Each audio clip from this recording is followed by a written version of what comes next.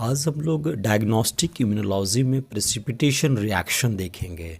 ये reaction on the basis of common epitopes के ground पे होगा। जहाँ पे इपीटोप्स कॉमन होंगे वहाँ पे आइडेंटिकल रिएक्शन होगा, जहाँ पे कॉमन नहीं होंगे वहाँ पे नॉन आइडेंटिकल होगा, और जहाँ पे पार्शियल कॉमन होंगे यानी कि मोर और लेस इपीटोप्स कॉमन होगा तो वहाँ पे पार्शियल रिएक्शन आपको दिखने को मिलता है।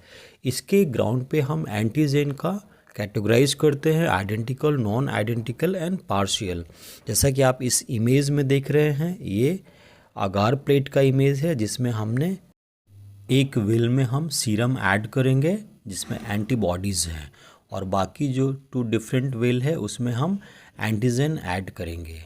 तो उसके बाद क्या होता है कि जब प्रेसिपिटेशन डेवलप करेगा तो लाइन एक विजुअल लाइन बनता है।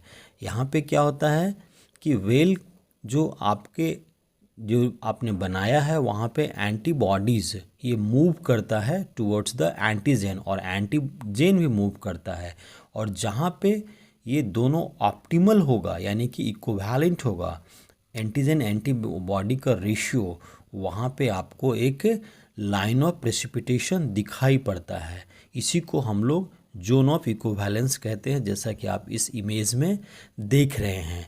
तो आज हम इसी का 3 डिफरेंट जो हमको एंटीजन एंटीबॉडी का रिएक्शन दिखाई पड़ता है जिसमें आइडेंटिकल, नॉन आइडेंटिकल और पार्शियल आइडेंटिकल, इसको हम 1 बाय 1 देखेंगे। तो सबसे पहले हम देखते हैं आइडेंटिकल। आइडेंटिकल के लिए हम क्या करते हैं, 3 वेल्स आपको दिखाई दे रहे हैं। 2 वेल्स में हमने एंटीजन डाला है और एक में आपका एंटीबॉडी है यानी कि सीरम है। तो जब ये माइग्रेट कर रहा है यानी कि यहाँ प्रेसिपिटेशन रिएक्शन हो रहा है तो एक आप देख रहे हैं आर्क सेपेड बैंड बन रहा है।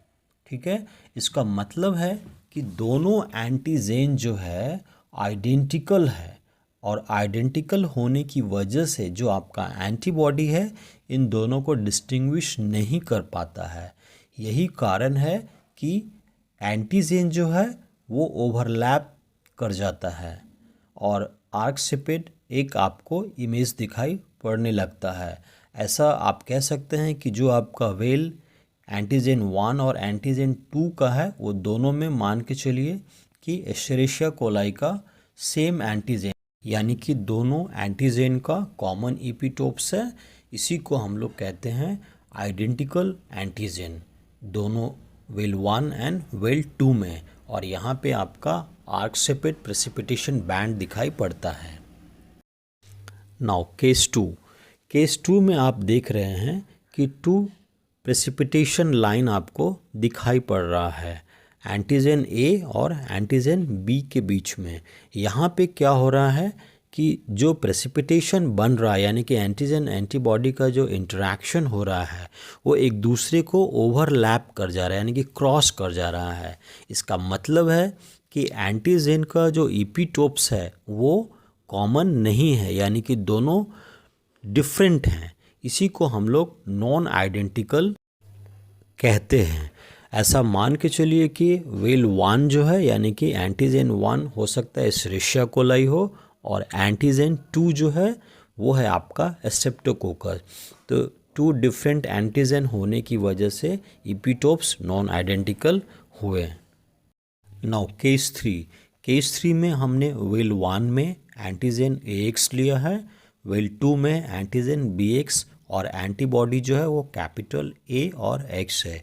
यहाँ पे जो रिएक्शन हो रहा है एंटीजन एंटीबॉडी के बीच में, तो यहाँ पे आप देख रहे हैं कि जो आपका बैंड बन रहा है वो इनकम्प्लीट क्रॉस हो रहा है।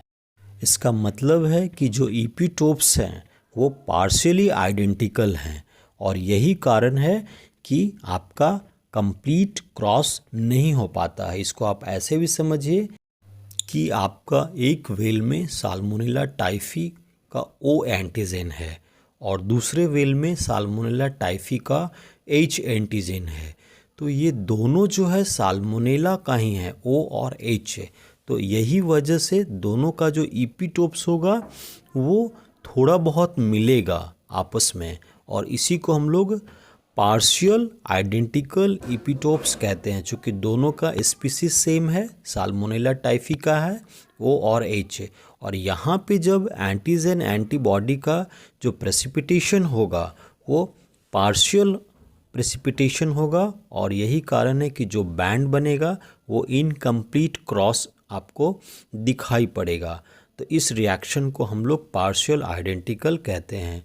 तो इसके ग्राउंड पे जो आप डबल इम्यूनो डिफ्यूज़न ये जो टेस्ट आप देख रहे थे, इसमें हम लोग कंपेयर कर सकते हैं एंटीजन का जो आपने टेस्ट के लिए यूज़ में लाया है कि वो आइडेंटिकल हैं या नॉन आइडेंटिकल हैं या पार्शियली आइडेंटिकल हैं।